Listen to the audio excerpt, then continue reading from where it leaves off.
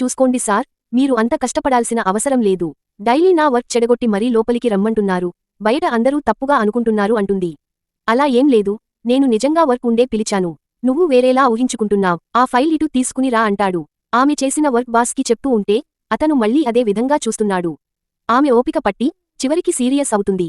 అసలు నీకు సిగ్గు లేదా? ఇంట్లో నీ పెళ్ళాం దగ్గరికి రానివ్వట్లేదేమో, అందుకే నాకోసం చస్తున్నావంటుంది. మొత్తానికి నీకు అర్థమైందిగా డార్లింగ్, నాకు కావాల్సింది నువ్వు ఇస్తే నీకేం కావాలో అది నేను ఇస్తా. నా మీద నమ్మకం లేకపోతే వెళ్ళి ప్రమీలని అడుగు అంటాడు. ఆమెకు కోపం వచ్చి, అసలు ఆడవాళ్లని ఉద్యోగం చెయ్యటానికి రానివ్వనిది నీలాంటి ఎదవలు ఉంటారనే. ఈరోజు ఎలా అయినా నీ రంగు బయటపెడదామనే బాగా ప్లాన్ చేసుకుని వచ్చా అని జాకెట్లో దాచిన వాయిస్ రికార్డర్ బయటికి తీస్తుంది. మిగతా స్టోరీ పోలీసులు నడిపిస్తారులే అంటుంది. తర్వాత ఏం జరిగిందో చూసేముందు అమ్మాయిలకి ఐ లవ్ యూ అని ఎందుకు ప్రపోజ్ చేస్తారో తెలిస్తే వీడియోకి లైక్ చేసి ఆన్సర్ని కామెంట్ పెట్టండి. చూద్దాం ఎంతమందికి ఈ సంగతి గురించి తెలుసో. బాస్ని పోలీసులకి అప్పగించి ఆఫీస్లో క్యారెక్టర్ ప్రూవ్ చేసుకుంది.